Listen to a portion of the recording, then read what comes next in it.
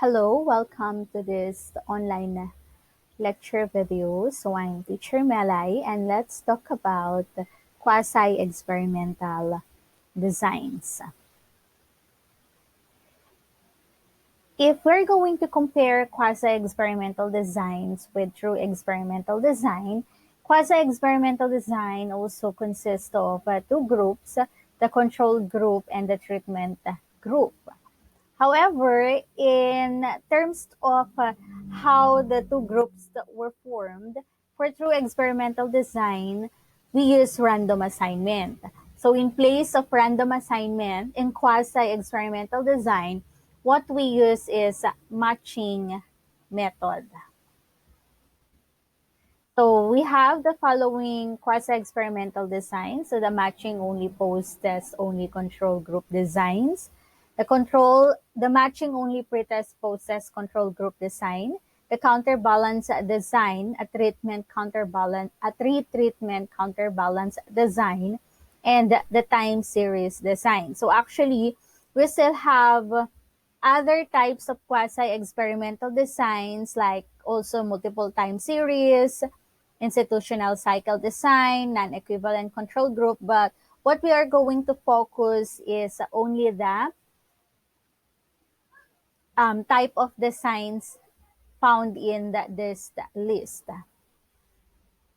Okay, so this is the matching only post-test only control group design. So by its name, obviously we only have a post-test. So if you still recall, in our true experimental design, the letter that we use here to represent that there is a random assignment is letter R. So in this design, what we're going to use is M, which means that the two groups were formed or will be formed through matching method.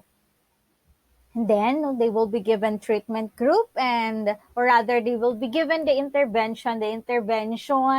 The term the treatment refers, of course, to the treatment or the proposed interventions or the proposed what do you call this, instructional materials that you want to use. While for the control group, this is the existing instructional materials or the existing method used by the teachers. Or it can also be the traditional method. Okay, so after that, they will be given post-test. And then for the matching only pretest post-test control group design, we have the following. So we again have here two groups involved.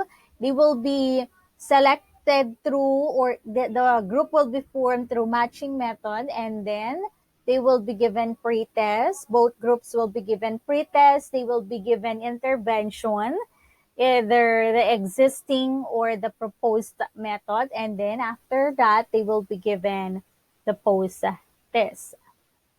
For the counterbalance design, this is a three treatment counterbalance design. So if you noticed here, it involves three groups and it also involves three interventions. So for example, for group one, after giving them intervention, and that's intervention number one, they will be observed or they will be given a post test.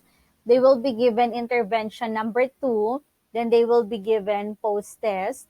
They will be given intervention number three, and then they will be given post test. So in each of the group, they will all receive the three treatments. So it can actually test multiple interventions in counterbalance design. So this is in a way a powerful design because each participant can also serve as their own control.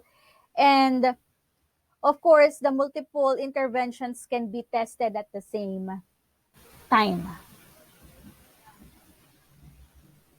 And then this is also for the time series. So if you notice here, we have 0 sub 1, 0 sub 2, 0 sub 3, 0 sub 4, 0 sub 5, 0 sub 6, 0 sub 7, 0 sub 8, and 0 sub 9. So we have a repeated measures.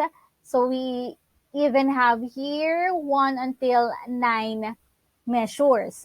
This is commonly used for a longitudinal studies or sometimes time series design is also called longitudinal design. And this is different with our one shot because of because of the series of post tests given to the group. Though it is only one group, they will be measured many times. And this is also called trend design. In the general, all the quasi-experimental designs compared to true experimental design is not as strong for controlling the threats to the internal and external validity. However, it is of course is still very useful, especially if we cannot control other variables, and we still need to have an idea of the effect of the intervention. So this is all for this video. Thank you for watching.